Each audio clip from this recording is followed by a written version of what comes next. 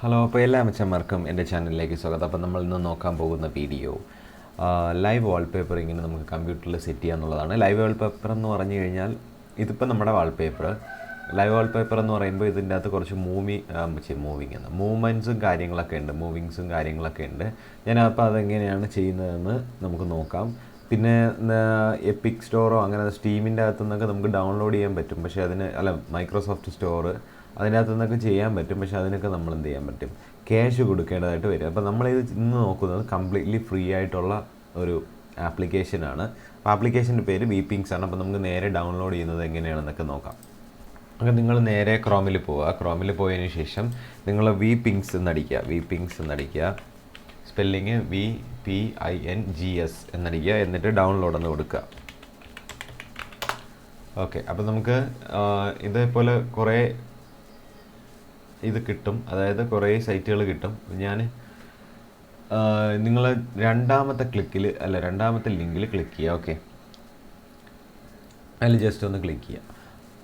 അപ്പം നമ്മുടെ ആപ്ലിക്കേഷൻ്റെ ഇൻ്റർഫേസും കാര്യങ്ങളൊക്കെ അവർ കൊടുത്തിട്ടുണ്ട്. ഇങ്ങനെയാണ് നമ്മുടെ ആപ്ലിക്കേഷൻ്റെ ഇൻ്റർഫേസും കാര്യങ്ങളൊക്കെ വരുന്നത്.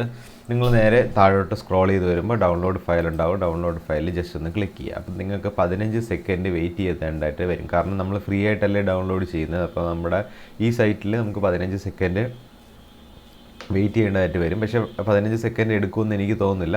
ഇത് പെട്ടെന്ന് തന്നെ ആയിട്ടുണ്ട്. അപ്പം ഇത് കഴിഞ്ഞിട്ട് നമുക്ക് ഡൗൺലോഡ് ഫ്രം സർവർ RUS1 എന്ന് കൊടുത്തിട്ടുണ്ട്.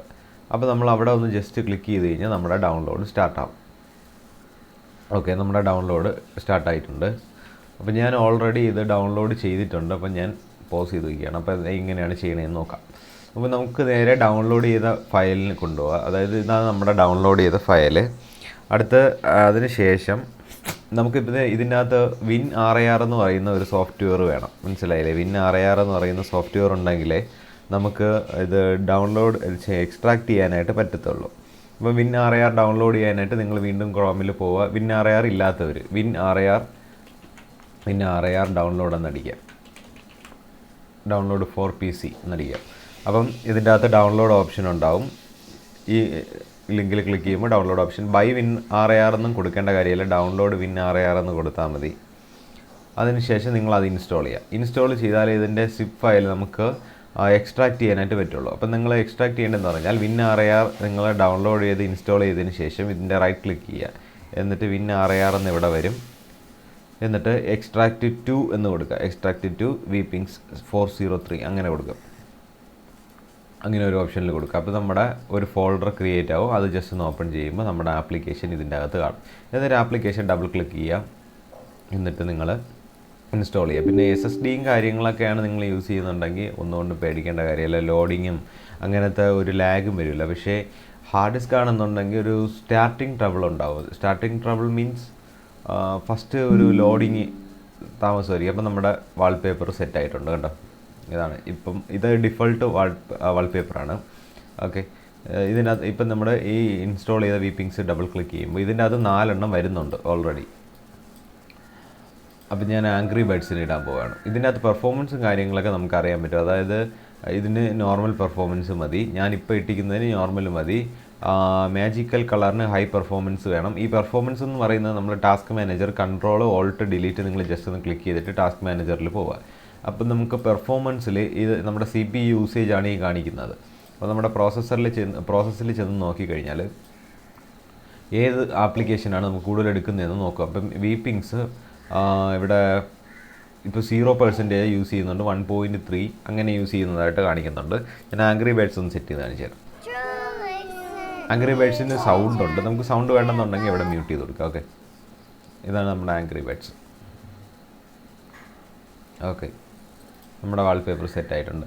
അടുത്ത് നമുക്ക് എന്താ പറയുക, ഇഷ്ടമുള്ള വീഡിയോ നമുക്ക് എന്ത് ചെയ്യാൻ പറ്റും, ഇമ്പോർട്ട് ചെയ്തിടാൻ പറ്റും. നമ്മുടെ കമ്പ്യൂട്ടറിൽ നിന്ന് നമുക്ക് ഇമ്പോർട്ട് ചെയ്തിടാനായിട്ട് പറ്റും. അതാണ് ഇതിൻ്റെ ഏറ്റവും വലിയ പ്രത്യേകത എന്ന് പറയുന്നത്. അപ്പം ഞാനത് ഒരു ഉദാഹരണം ഒന്ന് കാണിച്ചു തരാൻ എൻ്റെ ഇല്ല. എൻ്റെതെല്ലാം വലിയ ഫോം കണ്ടൻറ്റുകളാണ്. ഞാനൊന്ന് ട്രൈ ചെയ്ത് നോക്കാം. കോപ്പിങ് ദ വീഡിയോ ഫയൽ, അത് കുറേ കാണും. ഇത് നല്ല സൈസുള്ള ഫയലാണ്. നോക്കട്ടെ ഞാൻ പറ്റും നോക്കട്ടെ. ഓക്കെ, അപ്പോൾ അത് ഗെയിം പ്ലേ ആണ്. ഓക്കെ, ഹൈ പെർഫോമൻസ് വേണമെന്ന് പറയുന്നുണ്ട്. ഇത് നമ്മൾ കളിക്കുന്ന ഞാനൊരു ഗെയിം പ്ലേ റെക്കോർഡ് ചെയ്തതാണ്. അതാണിപ്പം നിങ്ങൾ സ്ക്രീനിൽ കാണുന്നത്. ഓക്കെ, കണ്ടോ? ഫോർസ ഹൊറൈസൺ കളിക്കുന്നതാണ്. നമുക്കതിന് സൗണ്ട് വേണമെങ്കിൽ ഇടാം. നമ്മൾ ജസ്റ്റ് കണ്ടോ സൗണ്ട് ചെയ്യാം. ഞാനിത് മാറ്റാണ്, നമുക്ക് 7 ബ്ലേഡിൻ്റെ മതി. ഇത് കിടക്കട്ടെ. അപ്പോൾ ഈസി മെത്തേഡിൽ നിങ്ങൾക്ക് ഒരു കോംപ്ലിക്കേഷനും ഇല്ലാതെ ആർക്ക് വേണമെങ്കിലും ഇത് ഈസി ആയിട്ട് ചെയ്യാം. അപ്പോൾ നിങ്ങളത് ട്രൈ ചെയ്യുക. ട്രൈ ചെയ്തിട്ട് നിങ്ങൾക്ക് ഇഷ്ടപ്പെടുവാണെങ്കിൽ എൻ്റെ ചാനൽ മറക്കാതെ തന്നെ സബ്സ്ക്രൈബ് ചെയ്യാം. Thanks for watching guys.